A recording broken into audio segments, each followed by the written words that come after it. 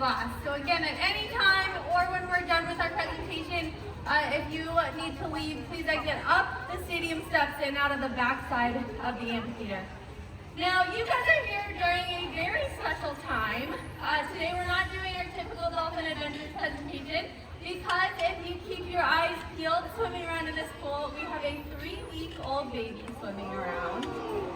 Yeah, she's swimming around with mom in here, and she's got a couple of auntie dolphins in here as well with her. And there's one other really special dolphin swimming around.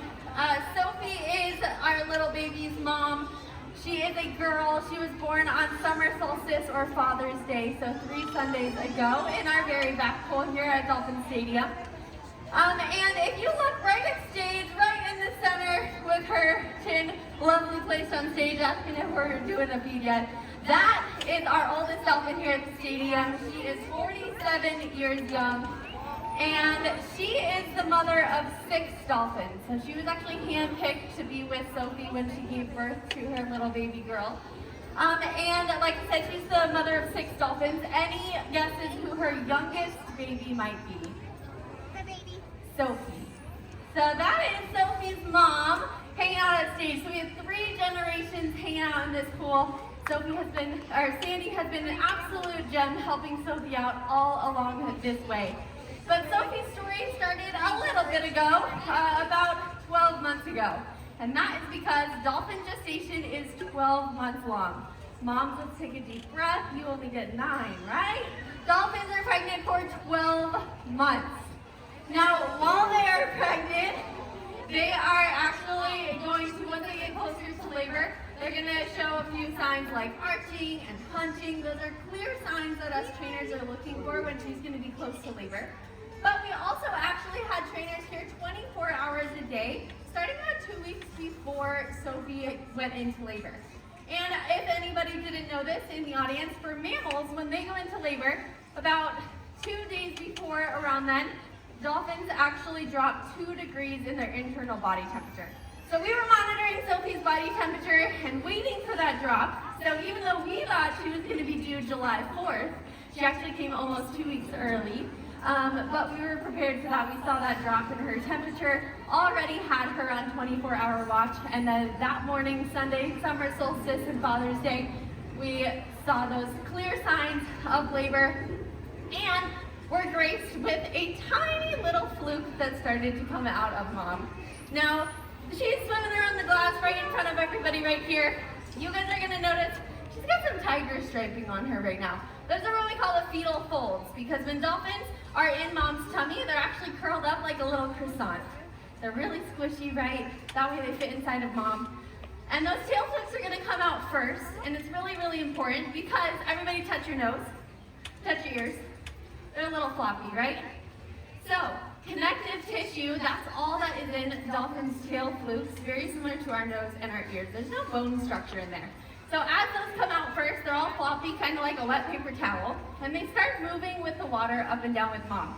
They're gonna start to stiffen, they've got blood flow going in there, and that is gonna be so important because as soon as baby dolphin is ready to be born, she's gonna have to start swimming right away.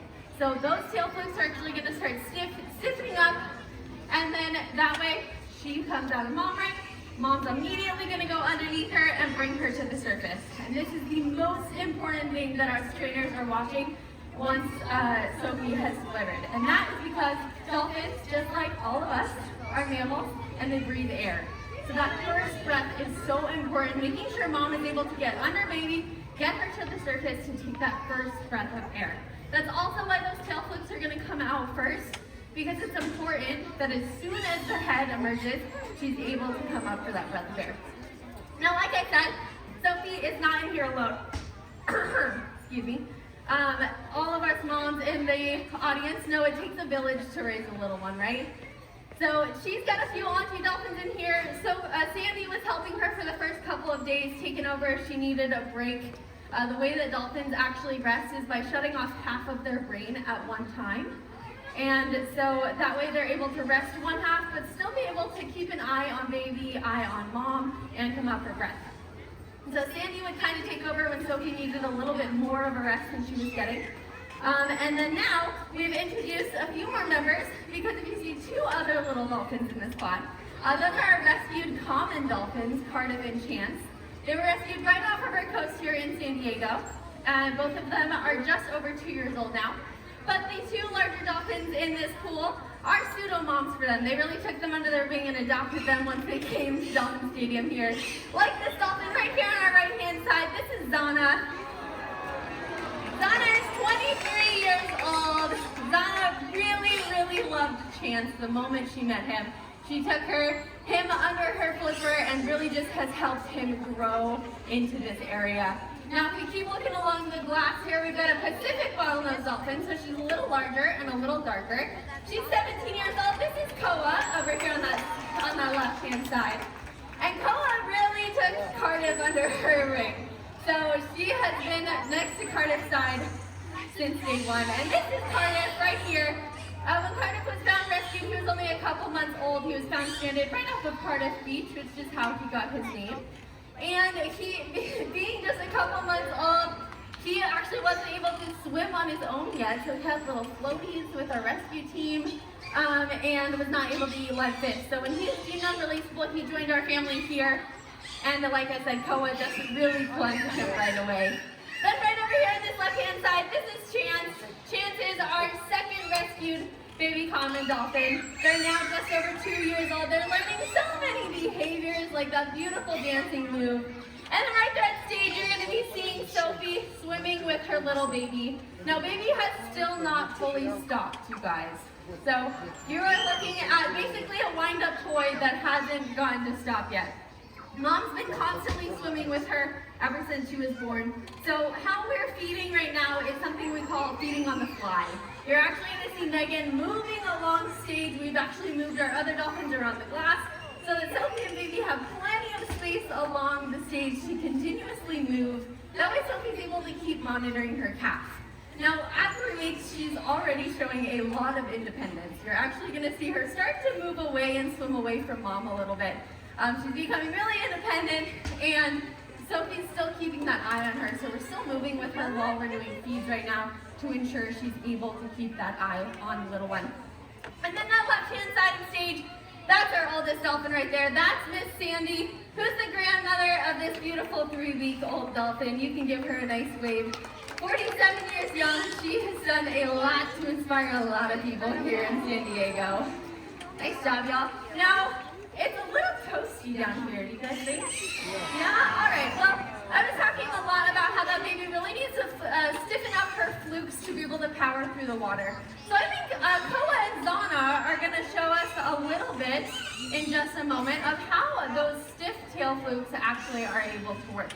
Now we are monitoring where mom and baby are during this process, so if you ever see mom when you get a little too close, we'll pull back on the water.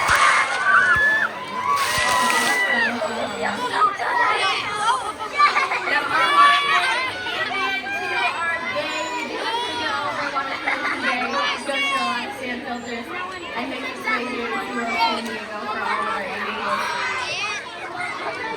I think, yeah, get it areas good. My phone is so good. Clippers, make sure we have our green. Awesome, that was awesome. Zana and Koa love to interact with everyone here at the glass. Again, we're monitoring where mom and baby are through this process as well. Mom's looking like she's moving around a little and really interested. So we're going to keep moving on. I'm going to tell you a little bit more about our baby dolphin. 3 weeks old, when she was born, she was actually about 3 feet long and weighed about 41 pounds. And she's gaining a lot of weight every single day, and this is through nursing with mom. Now, does anybody know the difference between a male dolphin and a female dolphin? So, females and males have a singular line below their belly button. They all have an umbilicus, just like us. But then they have a singular line that's called their genital slit. For anybody sitting really low, you might be able to see it on Zana, and she goes sideways right now. That genital slit is only going to be there if it's a male that's only going to have that one line. So it's going to look kind of like an exclamation point. But Zana here looks almost like a division sign. She's got 2 little extra, about 1 to 2 inch lines on either side of that genital slit. And those are her mammaries. Now, dolphins drink milk just like you and I, again, because they're mammals. So when they're drinking milk, what's really neat is they're continuously swimming, right? Again, baby has not stopped swimming for 3 weeks right now. So what she's doing is while Sophie is swimming, Sophie might actually slide to either one of her sides. And baby, when she's first born, is actually going to have little whiskers. Because another way that you're a mammal, right, is that we have hair. But has anybody seen a hairy dolphin before? No, right? That's because babies have it just for the first couple of days. And that's because right after they're born, they haven't quite opened their eyes. They're going to use those little whiskers on their rostrum or their mouth to find and locate mom's mammaries. They're going to be able to then use the little frills that are on their tongue, or curl it up like a taco, and drink almost like a straw underwater while they're actively swimming.